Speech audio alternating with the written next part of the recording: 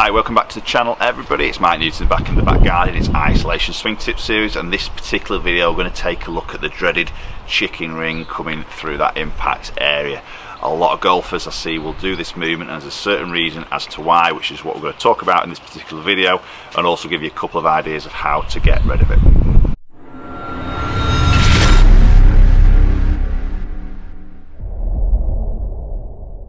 Okay, so the dreaded chicken wing through impact. Let's just explain exactly what that is for any of you guys out there who might not be too sure of what it is.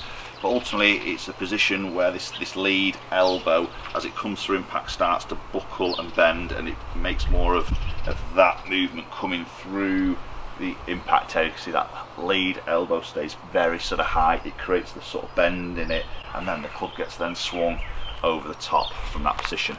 So it's a position and a movement coming through the golf ball which is going to really massively affect your club face rotation, but it's also going to affect speed. It's going to take a lot of speed out of through that important area through that golf ball, which is where we want to try and obviously maximise our speed as much as we can to get off the distance we want to on that golf shots we're hitting. So why does that chicken wing come into it? So for me, it's when we have a lack of body rotation through that golf swing.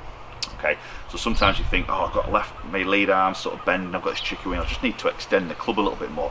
When that happens, we're not identifying the proper cause of that particular movement. So if guys are making that movement and they just say, oh, well, I just need to extend more, what will probably happen is they'll just fat every single shot they're going to hit. They're just going to bury that club into the ball, and as soon as you bury a few of those into the ground, you're going to want to then pull that club back out of the ground, and that's where this movement sort of comes back into the equation again.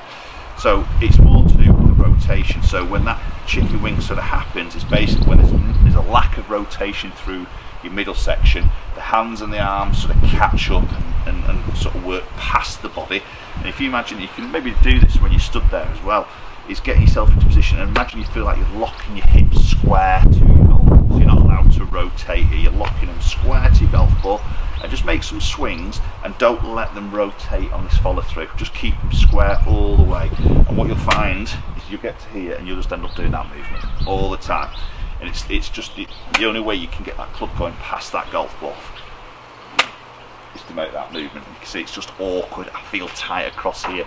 My swing is pretty much ending at this point unless I start to really sort of flip the hands to create a sort of a follow through basically. So it's really going to stem from a lack of hip rotation. So what we sort of need to do is trying to get the body to sort of open up a little bit more. I've done quite a lot of videos on trying to how you sort of clear your left side, your lead side, how you sort of open up your hips a little bit here. So we're just going to try and open those up a little bit more, develop some room, and then from when that happens we can let the arms rotate into that room, or rotate more naturally into that room. You can see that lead elbow starts to point more downwards and not upwards to the sky. Okay, so we need to try and get that lead elbow pointing more down to the ground. Okay, so I'm going to try and open myself up a little bit more, so I get to the top of the backswing here, and that's the start of the downswing. I'm going to feel like I'm going to open my hips up a little bit more here, open this lead hip out into that sort of direction, so my target's there. I'm going to feel like my lead hip, my left hip, is going to go more over that way before I get to impact. So if we can get to there, start to open up a little bit more, we've got the room then to let that club sort of swing into. We've got the room for those arms to sort of freely rotate.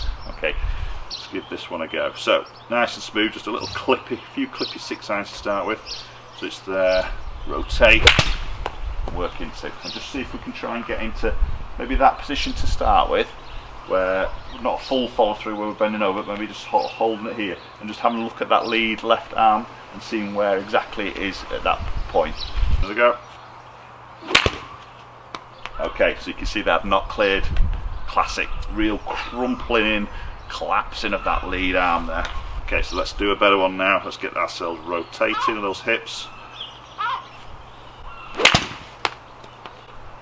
Okay, you can see there, much better arm position there, again with that elbow pointing more in a downward sort of position that we're looking for.